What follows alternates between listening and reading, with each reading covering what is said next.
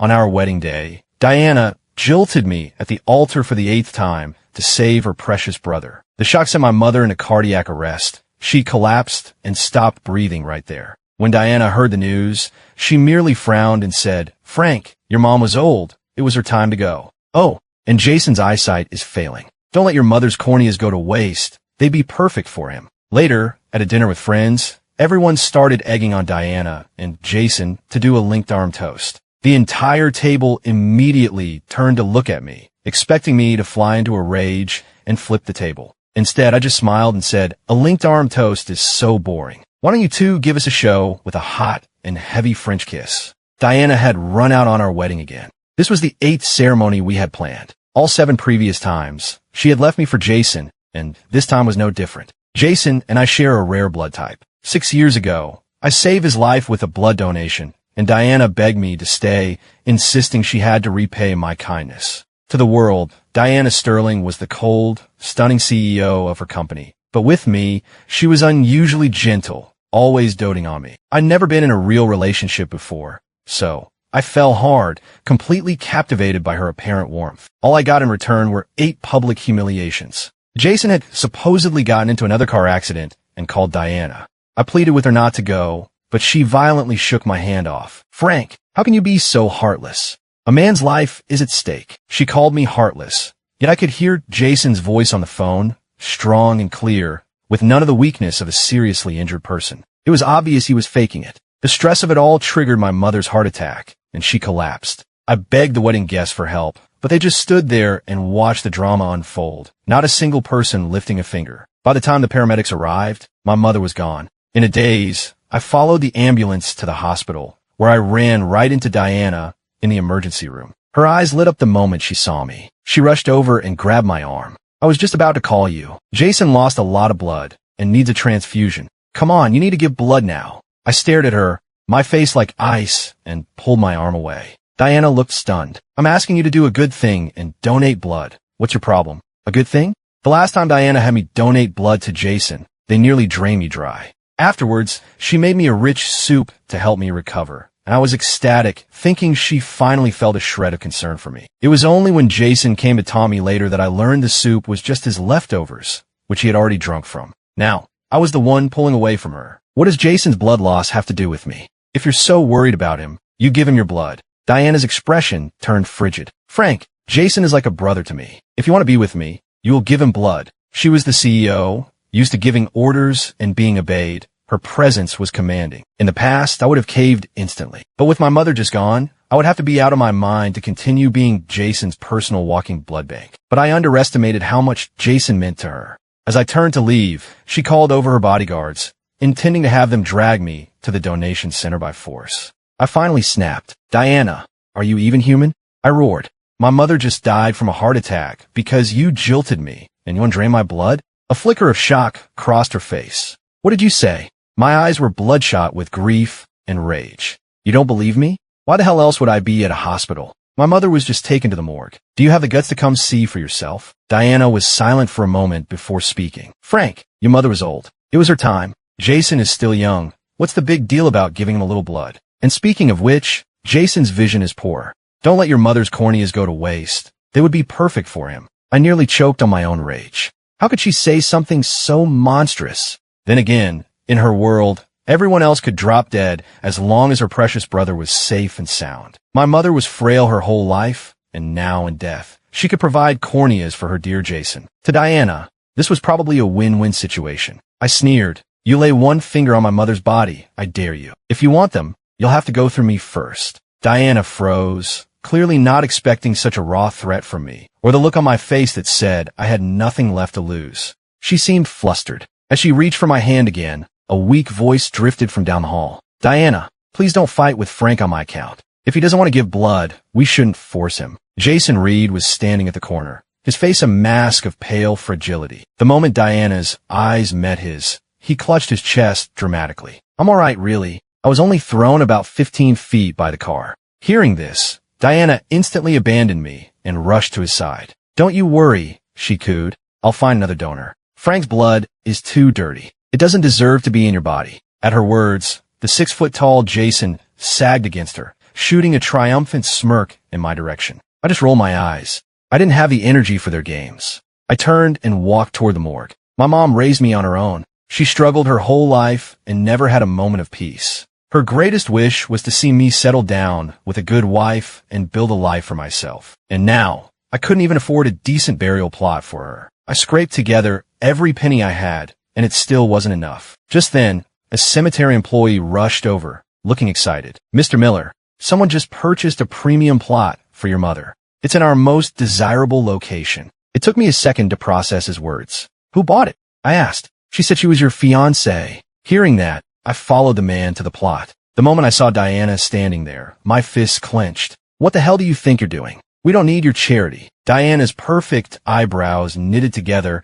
as she fought to keep the irritation out of her voice. "Frank, Jason was in an accident. That's why I had to leave. I never expected your mother to pass away, but she was sick. In a way, it's a relief for her. Can you stop being so dramatic? She was going to be my mother-in-law, so it's my duty to pay for her plot. Or would you rather see her buried in some cheap, pathetic patch of dirt? I was wrong to leave the wedding. You're still my fiancée, and I want to make it up to you." Her expression softened, trying to play the part of the gentle, remorseful woman. It was her classic move, a slap followed by a sweet promise. But before she could finish, her phone rang. It was Jason. Without a moment's hesitation, she left me standing there again and rushed off to be with him. I didn't see her for the entire following week. I tried calling her several times, but she never picked up. Then I saw it on Jason's Facebook page, a photo of the two of them. They were in a hot tub, Diana in a bikini, pressed up right against him. I just smiled and gave the picture a like. I had been planning to call Diana to officially end the engagement, but seeing them looking so intimate,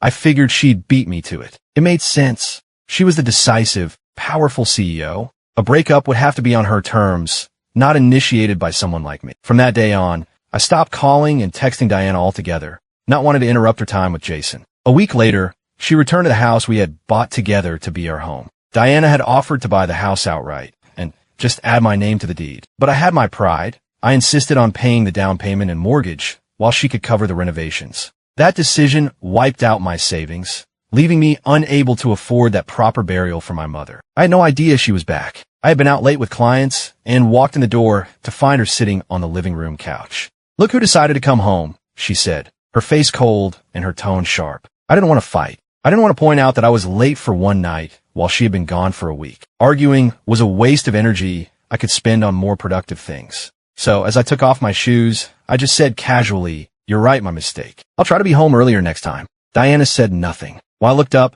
I saw she was chewing on her lip, a flicker of panic in her eyes as she watched me. I was confused. "What is it?" She shot up from the couch and threw herself into my arms, her voice laced with anxiety. "Frank, why are you being so cold? You haven't even asked where I've been all week. Don't you love me anymore?" I froze for a second. The reason I fell for her in the first place was because she was that untouchable Ice Queen CEO to the rest of the world. But with me, she let her guard down and acted vulnerable. That feeling of being special made me willing to work myself to the bone for her at the company, taking on impossible projects and killing myself to deliver. But now, having just buried my mother, I was just tired. I answered her mechanically. "I used to be too possessive. Everyone needs their own space. Where you go is your business. Besides, I already saw the picture of you and Jason in the hot tub on his Facebook. Looked like fun." Diana seemed to pick up on my exhaustion and the edge of impatience in my voice, because she started explaining frantically. "Jason was in that accident, and I heard the hot springs are good for recovery, so I went with him to help." "Frank, are you angry?" "Nothing happened. We both had swimsuits on." "How strange." She was actually offering an explanation. The time she and Jason got drunk and passed out in the same bed, I had been furious. While I confronted her, she turned it around on me, accusing me of not trusting her. She claimed other friends were in the room,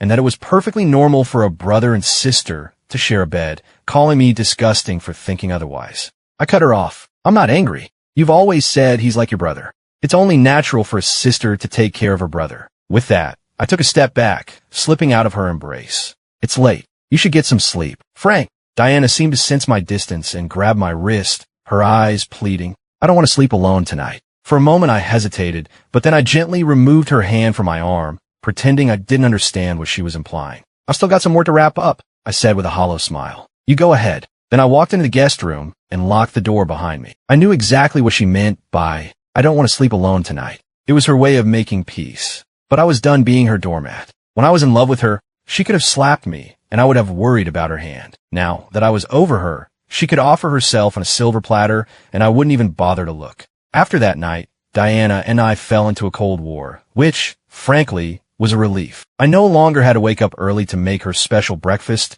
or spend my days anxiously trying to decipher her moods every time she frowned. As the year-end approached, work got incredibly busy. Even though I was her executive assistant, we barely saw each other. Once I stopped revolving my entire life around her, I discovered how liberating it was to be on my own. I could grab a beer with my friends without feeling guilty that she might be lonely or hungry at home. I was out with friends when my phone lit up with a notification. Diana had posted on Facebook. It was a picture of a candlelight dinner, artfully framed to hide the face of her dining companion, showing only his wrist. Our mutual friends flooded the comments, assuming it was me and gushing about what a cute couple we were. I knew it was Jason's wrist, and I knew she posted it to get a reaction out of me. But I felt nothing. I kept laughing with my friends, and then, just as I had with a hot tub picture, I casually liked the post. I figured she'd be pleased with how understanding I was being, giving her all the personal space she could want. To my surprise, the moment she saw my like, my phone started ringing. It was her,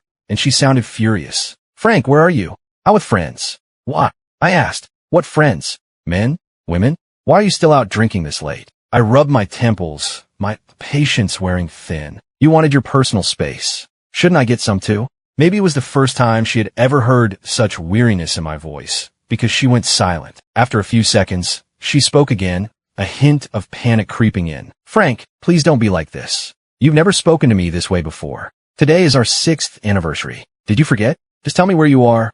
I'll come get you." I paused. Had it really been 6 years? I used to be the one who obsessed over this date, planning elaborate surprises because I thought that's what you were supposed to do. But every single time, she would either get called away by Jason or make me feel foolish for even trying. The one year I forget, she suddenly cares. My friend was still here, and I didn't want to make a scene. I gave her the address of the bar, and immediately heard Jason's voice in the background. "Is that Frank? Perfect. We ordered way too much food. Tell him to come join us." I hung up immediately, not wanting to listen to his voice a second longer. I assumed she wouldn't show up, but when I walked out of the bar, her car was parked right there at the curb. I was surprised she had actually left Jason to come find me. But as I got closer, I saw him, fast asleep in the passenger seat. Diana started to say something, probably an excuse, but I honestly didn't care. I just calmly opened the back door and got in. I wasn't surprised. Whenever Jason was around, the passenger seat was his. We'd fought about it before, but she always dismissed me with annoyance. "Why are you so petty? Jason gets carsick. He needs to sit up front. If you don't like it, you can run behind the car for all I care." So I belonged under the car, not in it. With Jason asleep, Diana drove extra slowly and carefully, afraid of disturbing him. We didn't say a word the entire drive. After we dropped him off, Diana finally spoke. "Frank, you can move to the front seat now." She was actually inviting me, but I just closed my eyes, leaned my head back, and pretended to be asleep. When we got home, I went straight to the guest room, ignoring the hesitant look on her face and completely missing the elaborate cake sitting on the dining room table. It was a cake she had gotten for our anniversary, but I never even saw it. Diana must have started to feel a sense of crisis, because the next day, she insisted I accompany her to a party with her friends. Of course, Jason was there too. Someone tried to get Jason a drink, and Diana, after a quick glance at me, smiled and said, "Jason isn't feeling well. I'll drink for him." My hand, holding my own glass, faltered for a fraction of a second before I steadied it. In the past, I would have jumped up to stop her. She was a lightweight. Whenever we went to work events, I was the one who ran interference and drank on her behalf. This time, however, I did nothing. Seeing my lack of reaction, Diana got angry. With a defiant huff, she turned away and, as if to spite me, downed 2 full glasses in a row. After that, the group started playing a drinking game where the losers had to perform a dare. As luck would have it, Diana and Jason lost the very first round. "Pay up," someone shouted. "You two have to do a linked arm toast." I looked around at the group. They were all Diana's friends. From the very beginning of our relationship, they had looked down on me, making snide remarks about me, punching way above my weight. Now, they were just trying to humiliate me publicly. Diana stared right at me, her voice a deliberate challenge. "Frank, what do you think of that for a dare?" The whole table then turned to me as if they'd just remembered I existed, all of them watching, waiting for the explosion. My expression remained perfectly calm. A linked arm toast? I'd seen pictures of them passed out in the same bed. Why would this bother me? I scanned the faces at the table, then my eyes landed back on Diana. A slow smile spread across my face. A linked arm toast is so boring, I said. Why don't you two give us a real show with a hot and heavy French kiss? Now that would be something worth watching. The moment the words left my mouth, the entire table went dead silent. Diana looked flustered. Seeing this, Jason put on a concerned face and turned to me. Frank, are you upset? It's just a game. Don't take it so seriously. This is how we always used to play before you were around. I gave a small, unconcerned smile. What makes you think I'm angry? Like you said, it's just a game. Or what? Are you saying you don't want to kiss her? Before he could answer, Diana snapped, Frank, do you have to cause a scene? I looked at her, genuinely confused by her anger.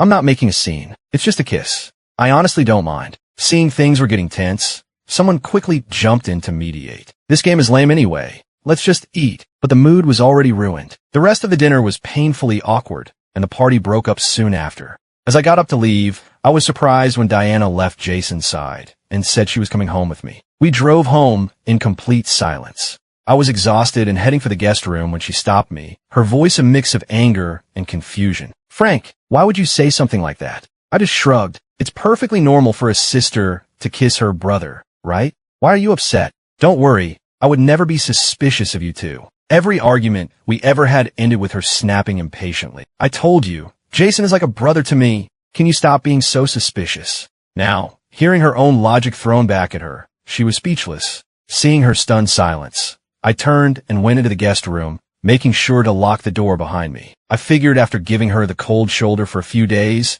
she would finally bring up ending the engagement. Instead, I walked out of the guest room the next morning to find she had woken up early and made a full breakfast. The only other person I'd ever known her to cook for was Jason. She looked exhausted, with dark, puffy circles under her eyes, as if she hadn't slept at all. When she saw me, she forced a bright smile. Frank, you're up. I made breakfast, all your favorites. Was she trying to win me over? But it was too late for that. I opened my mouth to speak, but it was as if she knew what was coming. She grabbed her purse in a panic and rushed to the door. I have an off-site meeting today. Don't forget to eat. She was clearly running away from the conversation. I just shook my head. My mother's death stood between us now. Even if the world ended, there was no going back. Around noon, she started sending me a stream of iMessages, giving me a play-by-play of her day, telling me what she was doing and who she was meeting. She even sent a picture of her lunch, complaining that the food wasn't as good as my cooking. Was she trying to share her day with me?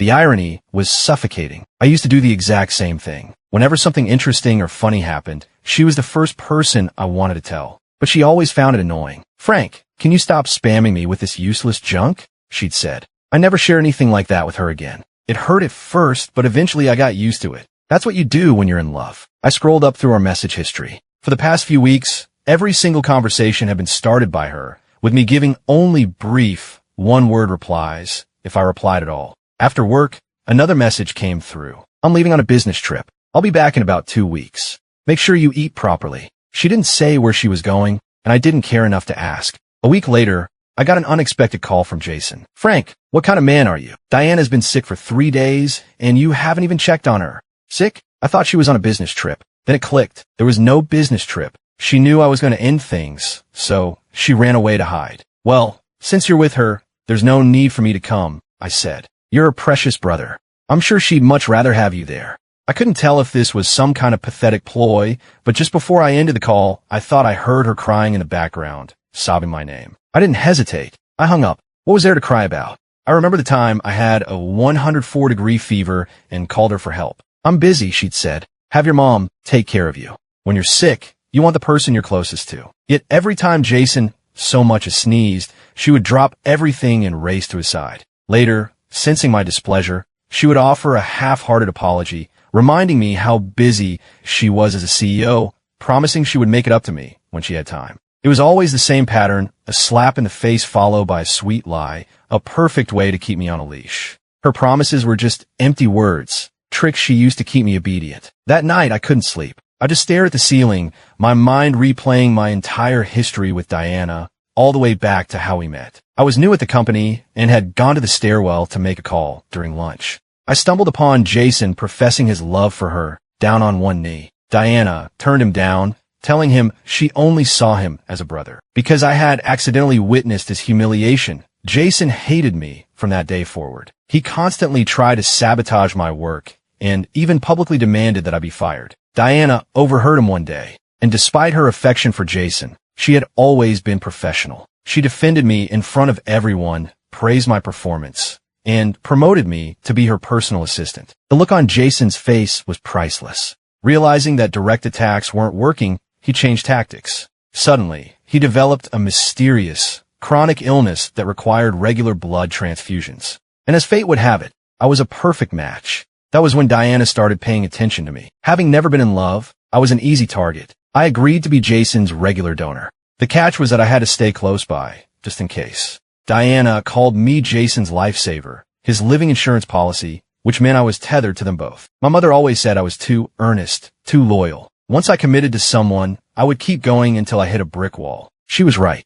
I spent 6 years by Diana's side, which meant I spent 6 years tangled up in Jason's schemes. But dwelling on the past was pointless. All I wanted now was to be free of her. I was surprised then to wake up the next morning and find her there. She looked like she had genuinely been sick, pale, and exhausted, with red-rimmed eyes. I had to admit, it was a jarring sight. At work, she was always the untouchable ice queen. I'd never seen her look so fragile, so pitiful. She stood in the doorway, and when I showed no sign of concern, she finally broke. Frank! Frank! She was desperate, her eyes red with tears. Frank, are you still angry with me? Do you blame me for your mother's death? What can I do? I'll do anything to make things go back to the way they were. Just tell me. She looked like she was about to burst into tears. I sighed. I had never seen her so humbled. I decided it was best to be direct. Diana, there's no going back, I said, my voice perfectly steady. Frank, you can't be this cold, she pleaded, her eyes welling up. I truly had no idea what would happen to your mother.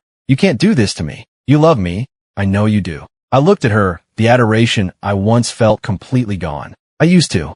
I don't anymore. When you get a chance, you should probably release a public statement announcing the engagement is off. After that, we can go our separate ways. I turned away from her. Diana was silent for a long time, but instead of answering me, she just dodged the issue. I have to get to the office. You should rest. I'll approve some time off for you. Was she serious? She was the one who was sick, and she was giving me time off? After the door clicked shut, it hit me. She had no intention of letting me go. She was a powerful woman in this city. A direct confrontation would get messy in public. And despite everything, a part of me that had once loved her didn't want it to come to that. After she left, I thought for a moment, then sent a text to Jason. As long as I'm in the picture, you'll always be the other man. I was counting on him to overreact. Sure enough, less than 30 minutes later, he stormed into the house. Diana had given him the code to our house long ago, so he could come and go as he pleased. When he saw me sitting calmly on the sofa, looking completely unbothered, the hatred in his eyes practically boiled over. Frank, do you really think you've won? He sneered. You'll never have her love. All I have to do is snap my fingers, and she'll come running, leaving you in the dust. You're a pathetic, cuckolded loser. You should be thanking your lucky stars you even got this close to her. A loser like you landing Diana. Sterling? It's a joke. And you actually thought she could love you? Someone from the gutter like you isn't worthy of her. Watching his ridiculous, arrogant display, a genuine question popped into my head. Why do you hate me so much? Is it really just because I saw her turn you down that day? A vicious expression twisted his features. Shut up. Don't you ever mention that again. You're not even worthy of polishing my shoes. Oh, and by the way, you didn't know, did you? On your wedding day, there was no car accident. I made it all up just to prove that whenever I call, she will always choose me over you. Today it's your blood. Tomorrow it could be your kidney. If I asked for it, Diana would hand it over to me on a platter. How can a piece of trash like you even compete with me? So that was it. This psychopath's sick games had cost my mother her life. There was no way I was letting him get away with it. I deliberately goaded him further, and in his rage, he confessed everything, including faking his chronic illness. So what if you marry her? I'll always be her priority. I could crush you like an ant, he seethed. And your mother? Good riddance. Don't worry. I'll make sure you join her soon enough. It took every ounce of my self-control not to grab him by the collar and beat him senseless. Mistaking my restraint for fear, Jason's face broke into a smug, satisfied grin. He turned and swaggered out of the house. The second the door closed, I walked over to the corner, picked up my hidden phone, and into the live stream. I hoped he would still be smiling when he saw the news later. Ever since he started his fake illness routine, Jason had built a huge online following, playing the part of the brave, inspirational young man battling a rare disease. He had millions of followers. Now, thanks to my live stream, they all knew the truth. His comment sections exploded. I can't believe I cried for this liar. Go to hell. One wrote, I donated to his fundraiser because I felt so bad for him, and he was just using someone as a personal blood bank? What a scumbag. I knew it was only a matter of time before Diana saw it. Less than an hour later, she rushed home, her face pale with shock. The moment she saw me, she looked completely panicked. Frank, I had no idea. I never knew Jason was like that. I never knew what he was putting you through. Save it. I don't want to hear it, I said, cutting her off. I finally let out everything I'd been holding inside. Diana, I wish you and your precious brother a long and happy life together. I'm done. We're calling off the engagement. I don't want to marry you. She shook her head frantically, grabbing my hands and pleading. Frank, I know I was wrong. I'm so sorry. Punish me, do whatever you want, but please don't leave me. Please, just give me one more chance. We can start over. She was in shock. The brother she had cherished was nothing but a manipulative liar who had faked an illness just to torture me. But what seemed to shock her even more was that I was serious about leaving. Real tears started to well in her eyes. She begged me not to leave while trying to pull me into an embrace, rising on her toes to kiss me. I would never lay a hand on a woman, but I couldn't stop myself from shoving her away. Diana, stop. It's enough. I spent 6 years as your lapdog. Your game's got my mother killed. Isn't that enough for you? I yelled. Or do I have to be dead before you're satisfied? That stopped her cold. She just stood there, stunned as I walked past her. I packed a bag and moved out of the house that day. I had paid for the house myself, while she had covered the renovations. My plan was to sell it and pay her back double what she had spent. I didn't see Diana again after that day. 2 weeks later, just when I thought it was finally over, she called. She said it was urgent and that she had to see me in person. She asked me to meet her at the restaurant where we had our first date. She sounded strangely happy on the phone, which piqued my curiosity, so I agreed to go. When I arrived, she was sitting by the window in a soft, flowing dress, the sunlight catching her face and making her look radiant. I sat down across from her. What was so urgent? I asked. She looked at me, a shy, happy smile on her face as she gently placed a hand on her stomach. Frank, she said, I'm pregnant. It's been almost a month. I was stunned for a second. I hadn't realized she and Jason had moved that fast. For her to still be with him after everything, well, he truly was her precious brother. But then a sense of relief washed over me. Congratulations, I said sincerely. So, when are you and Jason planning the wedding? Diana's smile vanished, her expression hardening. Frank, what are you talking about? If you don't want this baby, fine, but don't you dare try to pin it on Jason. Her anger was so genuine that it took me a second to realize the truth. She actually thought the baby was mine. I frowned and looked her straight in the eye. Diana, we haven't slept together in 3 months. That baby isn't mine, and I'm not taking responsibility for it. She became frantic. What do you mean it's not yours? That night a month ago, I was drunk, and Jason brought me home, and then her voice trailed off as the realization dawned on her. She fell silent. I said nothing. The next I heard of her was 2 weeks later, when a mutual friend told me she and Jason had a massive, explosive fight. Apparently, on that night she was talking about, she had gotten blackout drunk. I wasn't home, and Jason had taken advantage of her. When Diana confirmed the truth, she terminated the pregnancy. But by then, none of it had anything to do with me. After I quit my job at Diana's company, something unexpected happened. Several major clients I had managed were so impressed with my work that they terminated their contracts with her company, telling her they would follow me wherever I went. After some thought, I decided to open my own consulting firm. On the day my firm launched, my new office was filled with flowers from friends and former partners. The first few months were a blur of hard work and constant travel, but it paid off. Before long, I landed a major international contract that required a trip overseas. As my car drove through a rough part of downtown, I saw a man huddled in a filthy cardboard box in an alleyway. His legs were bent at an unnatural angle, as if they'd been broken. People walking by shot him looks of disgust, and one man even spat on him. I took a second look, and my blood ran cold. It was Jason. Diana had apparently had his legs broken and left him on the streets, where he was living like a stray dog. When he noticed me looking at him from my luxury car, his face contorted with rage. He tried to lunge at me, but he couldn't even stand, collapsing into a pathetic, writhing heap on the pavement. He opened his mouth to scream a curse at me, but his shout startled the couple walking by. The man, seeing his girlfriend jump in fear, stormed over and kicked Jason hard in the ribs. "Shut your mouth, you filthy bum," he yelled. I'm sure Jason never imagined a day would come when he'd be the one getting kicked while he was down. How the tables had turned. He started crying, begging the man to stop, pleading with passersby for help, but everyone just ignored him. Beaten and bruised, With no other options, he actually turned his pleas to me. Frank, this is all your fault. Why are you just sitting there? Help me. His desperate screams only seemed to egg the other man on, who started kicking him even harder. I ignored him, put the car in drive, and pulled away from the curb. He thought this was suffering? His games kill my mother. As far as I was concerned, he was getting off easy. On the way to the airport, my phone rang. It was Diana, her voice thick with tears, begging to see me one last time. I told her there was no point. There was nothing left between us. From now on, we were strangers. Then I hung up and blocked her number, along with all her social media profiles. Loving her had been the biggest mistake of my life, but I wasn't petty enough to waste my future dwelling on love or hate. I had a much better life to live and a much brighter road ahead.